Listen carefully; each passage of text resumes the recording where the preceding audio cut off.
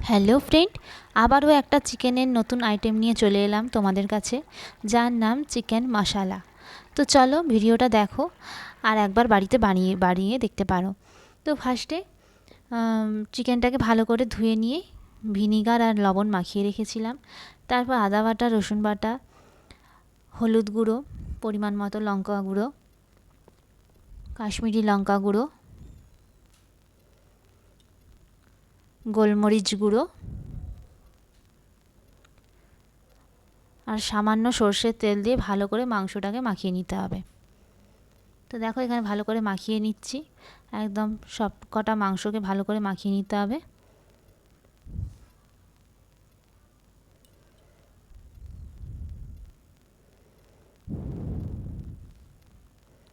তো মাংস এখানে মাখানো হয়ে গেল, এবার এটাকে চাপা দিয়ে রেখে দেবো কিছুক্ষণের জন্য।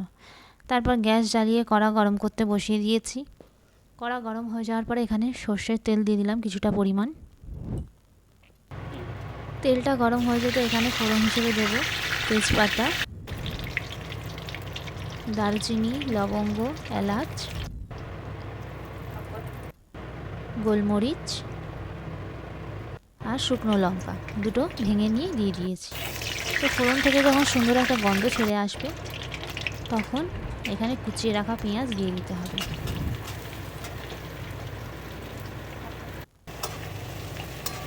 তো পেঁয়াজটাকে ভালো করে নাড়াচাড়া করে ভালো করে ভেজে নিতে হবে হালকা করে।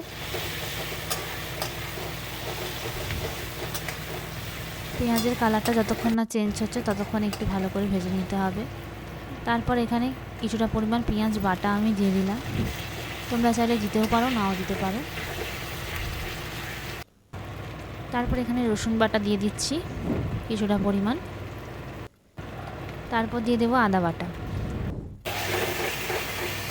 পরিমাণটা তোমরা মাংসের পরিমাণ মতো দেখে মশলাটা দেবে। তো ভালো করে সব কিছু উপকরণকে ভালো করে কষিয়ে নিতে হবে।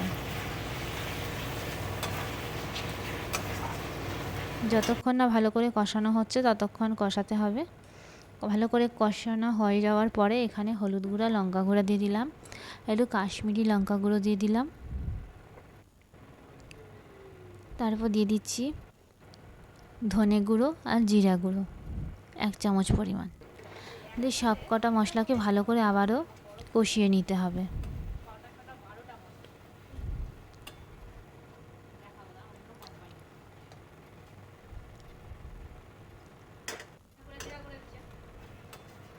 দেখো মশলা থেকে কি সুন্দর তেল ছেড়ে আসছে।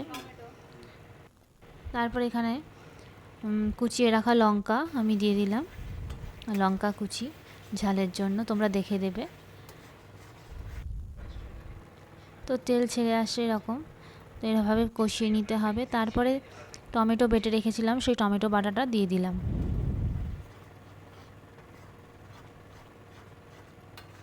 এইভাবে একবার বাড়িতে রান্না করে দেখো, খুব ভালো লাগবে খেতে। একঘেয়েমি মাংস খেতে খেতে বোর হয়ে যাবে, তখন এইভাবে বিভিন্ন রকমের রান্না করে খাওয়ালে সবারই ভালো লাগবে। তো দেখো এখানে তেল ছেড়ে আসার পরে মশলাটাকে খুব ভালো করে কষিয়ে নিতে হবে। তারপর এখান থেকে কাসুরি মেথি দিয়ে দিলাম কিছুটা পরিমাণ, সেটাকেও ভালো করে মিশিয়ে নিচ্ছি মশলার সাথে।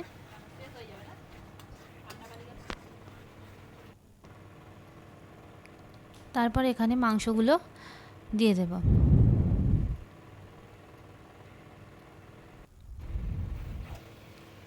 মাংসগুলোকে ভালো করে কষাতে হবে।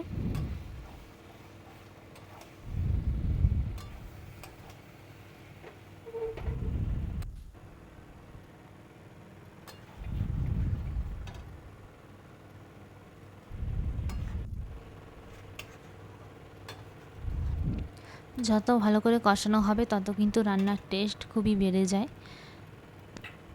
তো কষানোটাই মেন, ভালো করে কষিয়ে কষিয়ে রান্না করতে হবে। তারপর যে বাটিতে মাংসটা ছিল সেই বাটিতে একটু মশলা লেগেছিলো, সেই মশলা ধোয়া জলটা আমি অ্যাড করে দিলাম।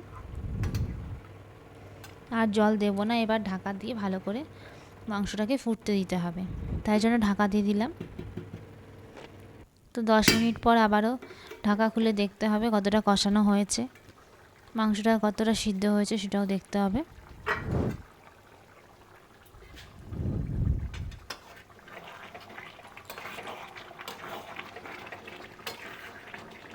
তো মাংস থেকে কতটা তেল ছেড়েছে, যে জলও ছেড়েছে অনেকটা। তারপর এখানে চিকেন মশলা যেটা আমাদের বাজারে কিনতে পাওয়া যায়, সেই মশলাটা একটু দিয়ে দিলাম।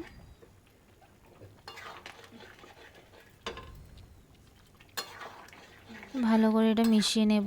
তারপর কিছুটা পরিমাণ টক দই আমি ফেটিয়ে রেখেছিলাম, সেটাও অ্যাড করে দিলাম। এবার গ্যাসের ফ্লেমটাকে একদম লো করে দিতে হবে, নাহলে টক দইটা কেটে যেতে পারে। লো করে ভালো করে মিশিয়ে নিতে হবে।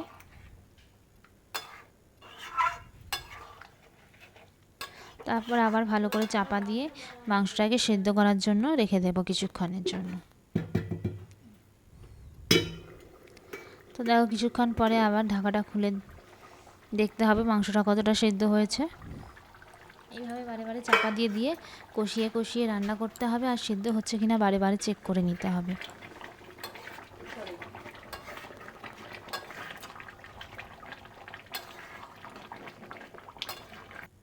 আমাদের রান্না প্রায় কমপ্লিট। তো সবশেষে একটু ধনেপাতা কুচি দিয়ে দিলাম। ভিডিওটি ভালো লাগলে লাইক কমেন্ট শেয়ার করো, আর সাবস্ক্রাইব করে আমাদের পাশে থাকো। তো এইভাবে বাড়িতে বানিয়ে দেখবে, তোমাদেরও ভালো লাগবে। আর বন্ধুদের সাথেও রান্নাটা শেয়ার করতে ভুলো না। তো দেখো চিকেন একদম রেডি। চিকেন মশলা রুটি, লুচি, ফ্রাইড রাইস, এমনি রাইস সবার সাথে খুব ভালো যায়। তোমরা বাড়িতে বানাও আর একবার খেয়ে কমেন্ট করে জানাও কেমন হয়েছে। Thanks for watching my video. Tata, love you all.